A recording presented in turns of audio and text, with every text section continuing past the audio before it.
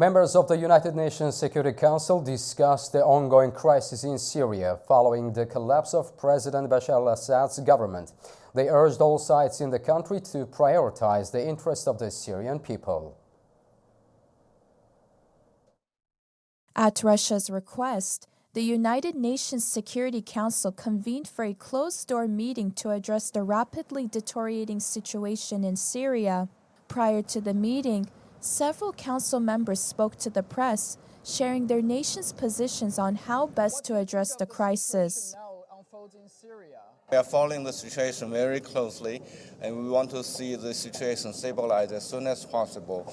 And we do hope that an inclusive political process can be initiated as soon as possible. And the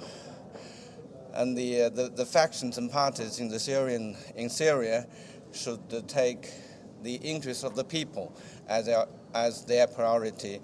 In addition to China's concerns, the UK's representative highlighted the significant diplomatic efforts already underway, stressing the need for collaboration among key global and regional players to support the Syrian people and their aspirations for a better future.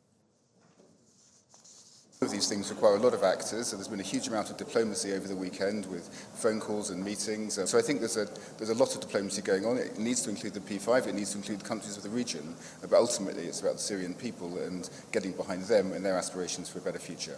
The collapse on Assad's regime has marked the end of a long civil war, but the path to peace remains uncertain as efforts to stabilize the country and rebuild continue.